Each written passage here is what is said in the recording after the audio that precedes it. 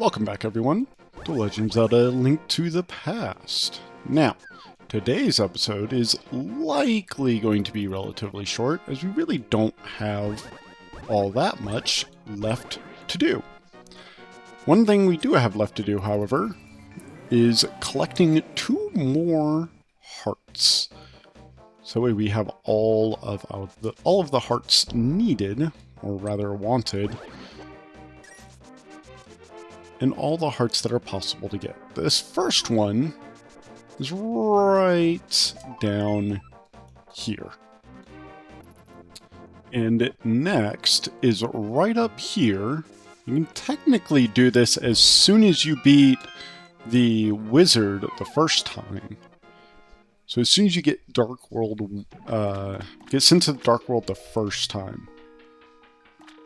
There are some fairies up here, of which I do need a few.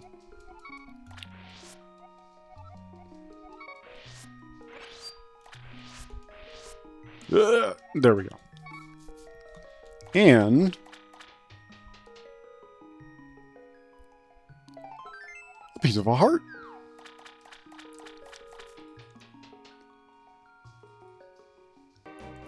Over in Kakariko Village in the Dark World, if you enter this house, you can pay this guy 30 coins and open 2 chests. In one of these chests will be our heart. It's a good thing I have like $800.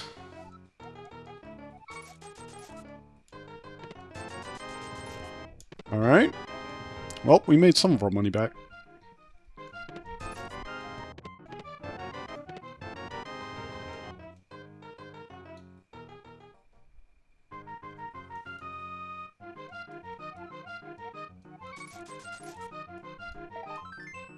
Hey! And a heart. Alright, so, this guy, you don't need a shovel, but you pay him 80 gold, and come in here and you just start digging. Because the piece of heart is somewhere in here, and it's completely random as to where it actually is. And you have 30 seconds to dig up as many things as you can to try and find it.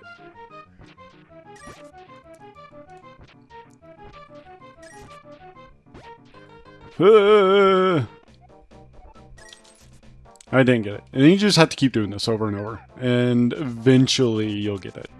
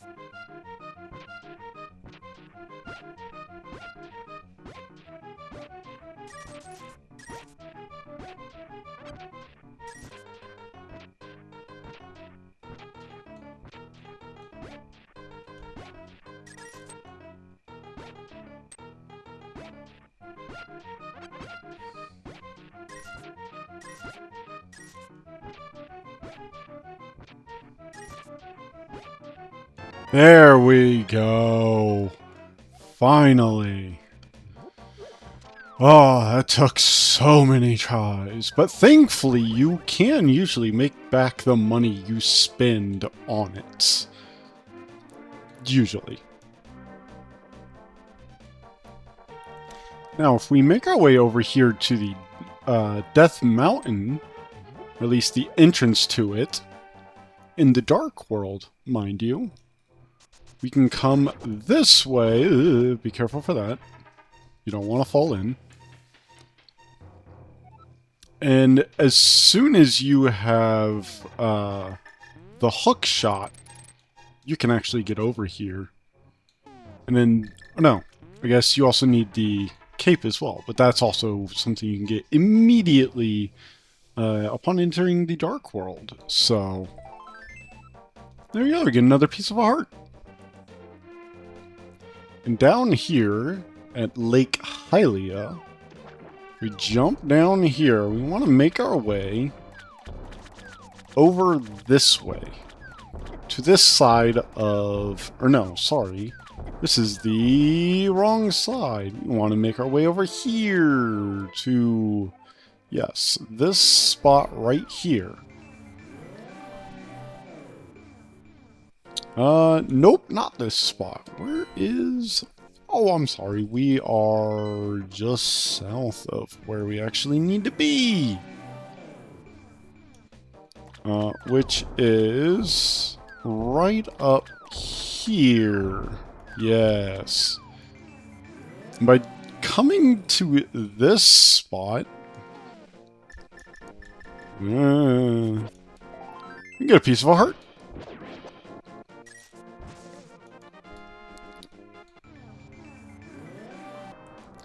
Back on Death Mountain, if we come down here, there's usually a rock here. I lifted it at some point. But if we come into here...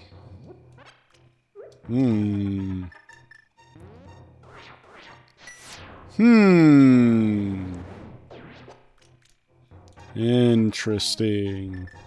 But now there's a hole here, so let's just go ahead and bomb that. And more places to get bombed. 3 in total.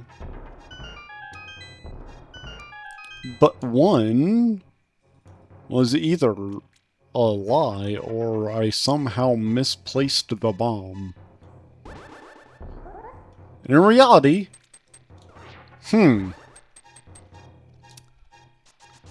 turns out that's a false wall. Oop. Not a false wall.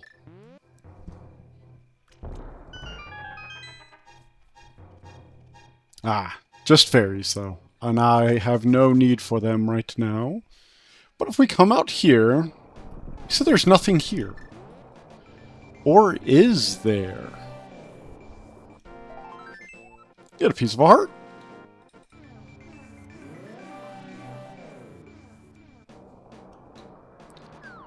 And if we drop down there, and then I believe...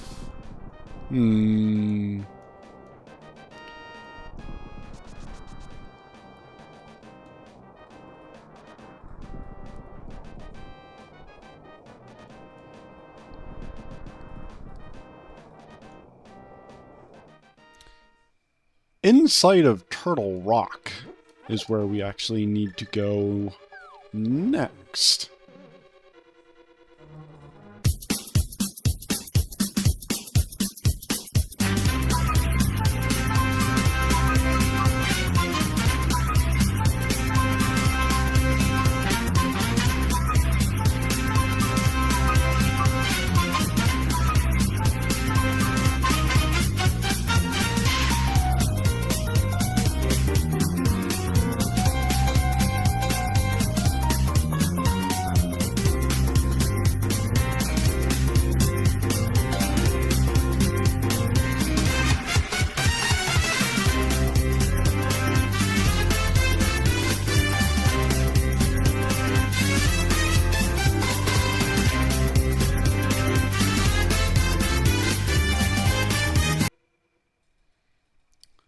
Here we go.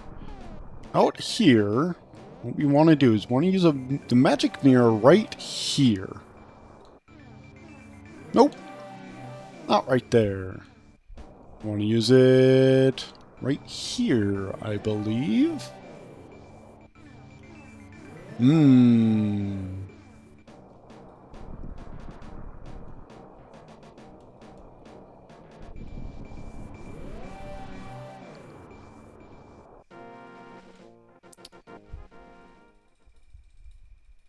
Here we go.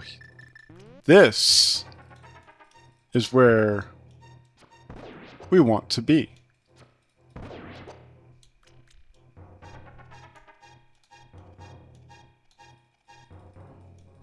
Now, if I can just get... Yes. All we need to do is just kill each one of these people. This will open, and our peace of heart awaits us. And with that, that's everything. And with that, of course, we can finally go and confront Ganon once and for all. As we know, Ganon is impervious to all but these silvered arrows. Something we learned from the fairy who gave them to us, hoping for us to use them to defeat Ganon. Spoiler alert, you need them to kill Ganon. Well, here we are. Let's go. Ganon! I never imagined a boy like you could give me so much trouble. It's unbelievable that you defeated my alter ego, Ganon, the Dark Wizard, twice. But I will never give you the Triforce. I will destroy you and make my wish to conquer both light and dark worlds come true without delay. Alright. Whatever you say, Ganon. Now, you have to, I believe, hit him in the head.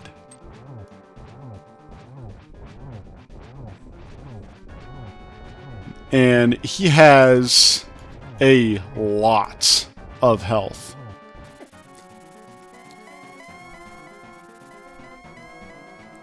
Pay attention to where he actually is teleporting.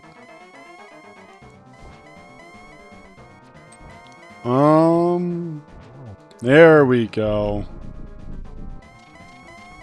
He now starts to close the arena and make it smaller, making it more difficult for us to maneuver. But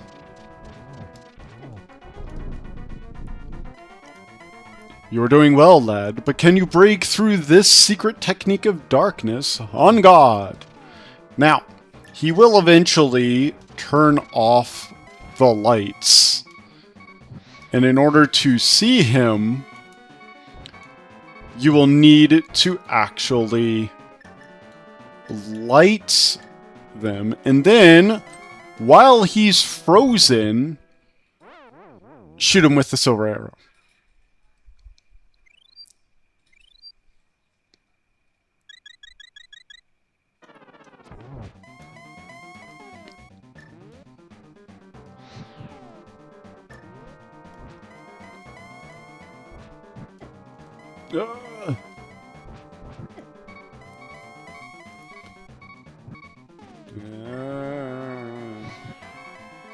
Need him to stop being invulnerable. I will be very embarrassed if this takes me more than one try to kill Ganon.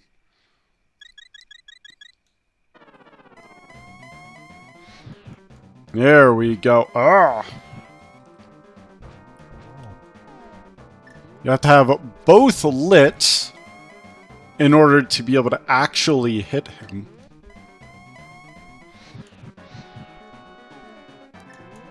So... I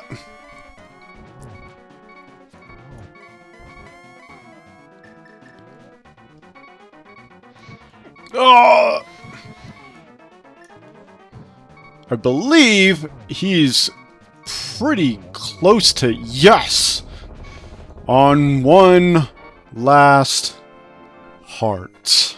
We defeat Ganon, and save both the Light World and the Golden Land.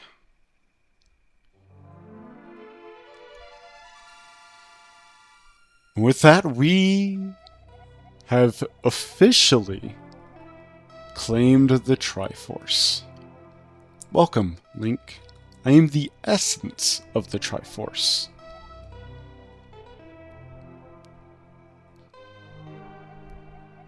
The Triforce will grant the wishes in the heart and mind of the person who touches it.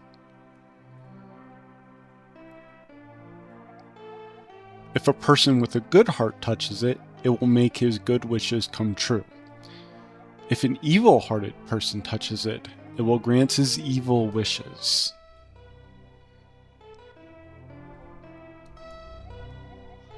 The stronger the wish, the more powerful the Triforce's expression of that wish.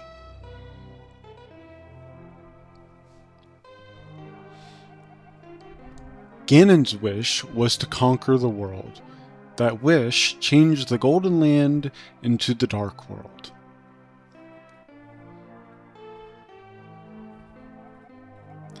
Ganon was building up his power here so he could conquer the Light World and make his wish come completely true.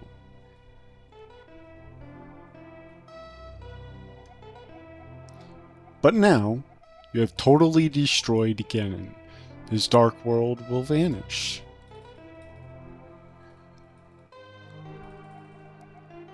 The Triforce is waiting for a new owner. Its golden power is in your hands.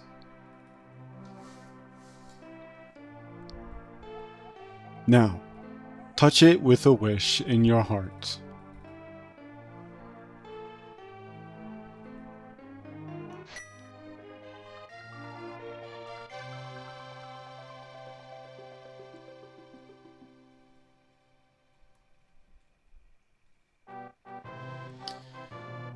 And there you have it.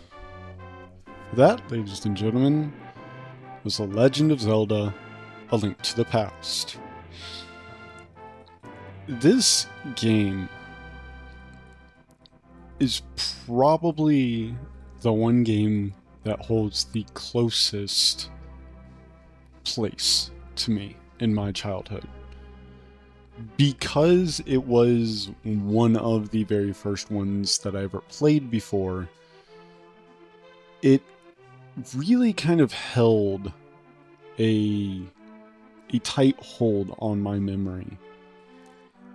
I don't think that without this game, I don't think I would be enjoying games as much as I do today. But, oh, and our uncle recovered. Wonderful. But this game shaped how I look at games and how I look at storytelling. Because even though this game, its story is very simple. You start off waking up in the middle of the night to your uncle going off and telling you not to follow. You, of course, do follow. And in doing so, learn of a plot to destroy the world. And through that, you learn how to finally defeat them and save the world. It's the most classical sort of interpretation of, you know, good versus evil, hero versus villain.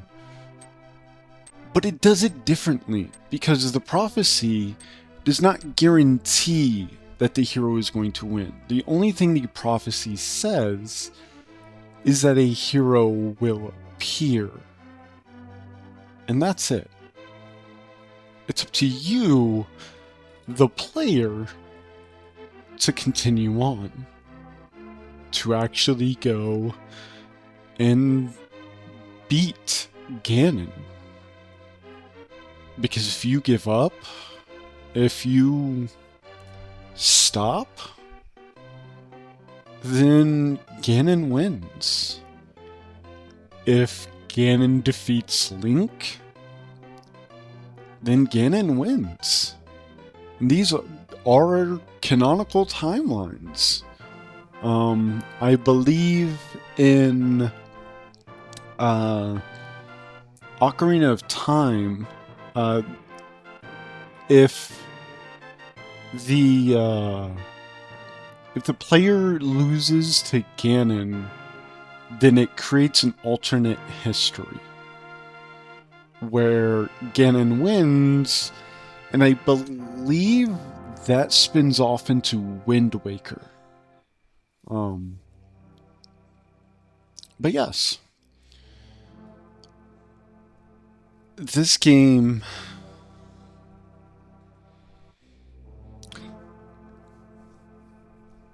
is probably, not even probably, to me, this game is the greatest RPG ever made.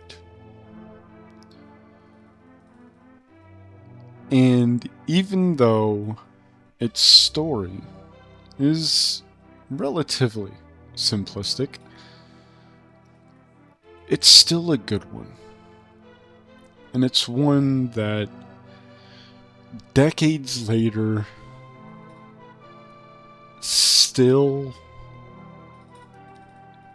it's a game that after decades still holds up on its own, with or without a story. The gameplay is amazing. The graphics, the pixel art is amazing. It's timeless.